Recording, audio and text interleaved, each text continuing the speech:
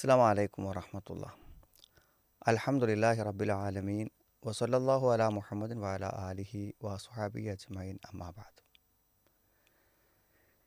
തെറ്റ് പ്രവർത്തിച്ചതിനെക്കുറിച്ചല്ല പറഞ്ഞത്. തെറ്റുകളെ എതിർക്കാത്ത, തെറ്റിനെ അപലപിക്കാത്ത, തെറ്റുകളോട് പ്രതികരിക്കാത്തവരെക്കുറിച്ചാണ് ഖുർആൻ പറഞ്ഞത്. കാനൂ ലാ യതനാഹൗന അൻ മുൻകരിൻ ഫഅലൂഹു. അവർ ചെയ്തിരുന്ന തെറ്റുകളെ അവരെന്ത് ചെയ്തില്ല? വിരോധിച്ചില്ല. ലബീസ മാ കാനൂ യഫ്അലൂൻ. അവർ ചെയ്തത് എത്ര ചീത്ത എന്ന് വിശുദ്ധ ഖുർആൻ സൂറത്തു അൽ മാഇദയിലെ 79-ാമത്തെ ആയത്തിൽ പറയുന്നുണ്ട്. പിന്നെ ബനു ഇസ്രായേലുകാർ ശപിക്കപ്പെട്ടതിൻ്റെ ഒരു കാരണമായിക്കൊണ്ടാണ് പറയുന്നത്. അപ്പോൾ നാം എല്ലാവരും ഗൗരവത്തോടെ കാണേണ്ട ഒരു കാര്യം, കാരണം തെറ്റുകൾ ചെയ്യുക എന്നുള്ളത് വളരെ ഗൗരവമുള്ളതാണ്, നമുക്ക് എല്ലാവർക്കും അറിയാൻ പറ്റും. പക്ഷെ നമ്മുടെ കൺമുന്നിൽ നടക്കുന്ന തെറ്റുകളെ നമ്മൾ മൗനം ദീക്ഷിക്കുന്നു എന്നുള്ളത് വളരെ ഗുരുതരമായൊരു തെറ്റും അള്ളാഹുവിൻ്റെ ശാപകോപങ്ങൾക്ക് വിധേയമാകുന്ന ഒരു മഹാപാപവുമാണ് എന്ന് പലപ്പോഴും നമ്മൾ ചിന്തിക്കാതിരിക്കുന്നുണ്ട്.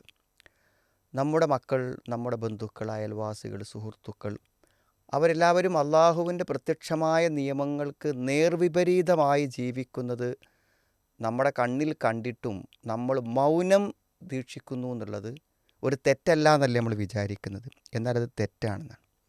നമ്മൾ തെറ്റ് ചെയ്യുന്നില്ലെങ്കിലും തെറ്റിനോട് നമ്മൾ കാണിക്കുന്ന മൗനം, അതും ആ തെറ്റ് ചെയ്യുന്നവനെ പോലെ തന്നെയുള്ള ഒരു തെറ്റായിട്ടാണ് കാണുന്നത്. കാരണം അതിനാണ് ഈ ശാപം പറഞ്ഞത്. അതാണ് അള്ളാഹു കാനൂ ലാ യതനാഹൗന അൻ മുൻകരിൻ ഫഅലൂഹു. അവർ പ്രവർത്തിച്ചിരുന്ന തെറ്റുകളെ അവർ വിലക്കിയില്ല, അവർ പരസ്പരം അതിനെ വിരോധിച്ചില്ല എന്ന് പറയുന്നത്. എന്തുകൊണ്ടാണ് ഇതൊക്കെ ഇത്രയും ഗൗരവമായിട്ട് വരാനുള്ള കാരണം എന്നതിനെക്കുറിച്ച് പണ്ഡിതന്മാർ വിശദീകരിച്ചിട്ടുണ്ട്. അതിലൊന്ന് എന്താണ്? ഒന്ന്, ഈ പറഞ്ഞ പോലെ തന്നെ തെറ്റിനോട് മൗനം ദീക്ഷിക്കുക എന്നുള്ളത് അയാൾ ആ തെറ്റിൽ പങ്കുചേരുന്നില്ലെങ്കിലും അത് ഗുരുതരമായ ഒരു തെറ്റാണ് എന്നുള്ളതാണ്. രണ്ടാമത്തൊരു കാര്യം, ഒരു തെറ്റിനോട് നമ്മൾ നിശബ്ദത പാലിച്ചാൽ ആ തെറ്റിനെ നമ്മൾ നിസ്സാരവൽക്കരിക്കുകയാണ് ചെയ്യുന്നത്. കാരണം അത് കുഴപ്പമില്ല എന്നല്ലേ. അപ്പോൾ ആ തെറ്റ് ചെയ്യുന്ന ആൾക്ക് തന്നെ ആ തെറ്റിനെ നിസ്സാരമായി കാണുന്നതിന് അതെന്താകുന്നു? കാരണമായി തീരുന്നു എന്നാണ്. അതുകൊണ്ട് അതെന്താവും? തെറ്റ് വർദ്ധിക്കാനിടയായിത്തീരും. കുഴപ്പമൊന്നുമില്ലെങ്കിൽ പിന്നെന്താണ്, എന്തും ചെയ്തുകൂടെ എന്നാവും. അതേപോലെ തന്നെ തെറ്റിനോട് ആരും പ്രതികരിക്കില്ലെന്ന് വന്നാൽ തെറ്റ് ചെയ്യുന്നവർക്കതൊരു ധൈര്യമാണ്. നമ്മളെന്ത് ചെയ്താലും അതാരും ചോദിക്കൂല, ആരും പറയില്ല എന്നാണ്. മറ്റത് എതിർക്കപ്പെടും, ചോദ്യം ചെയ്യപ്പെടും എന്നുണ്ടെങ്കിൽ തെറ്റ് ചെയ്യുന്നവൻ അതൊരു പേടിയാണ്. അപ്പോൾ പലപ്പോഴും ആളുകൾ തെറ്റുകളിൽ നിന്ന് പിൻവാങ്ങുവാൻ അവരെന്ത് ചെയ്യും? തയ്യാറാവും.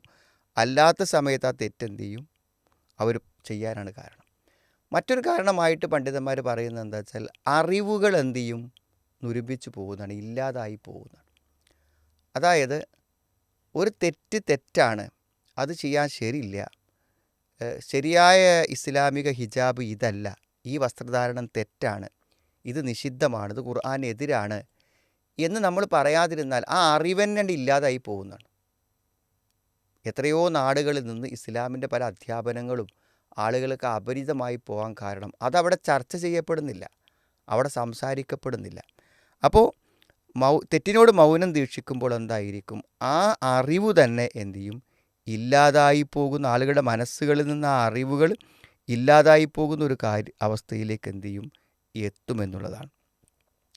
പിന്നെ ഒരു കാര്യം, ഈ മൗനം ദീക്ഷിച്ച ആളുകളെ അള്ളാഹു ഇത്രയും ഗൗരവമായിട്ട് എതിർത്തിട്ടുണ്ടെങ്കിൽ മൗനം ദീക്ഷിക്കുക എന്നുള്ള എത്ര ഗുരുതരമായ തെറ്റാണെന്ന് നമുക്ക് മനസ്സിലാവും.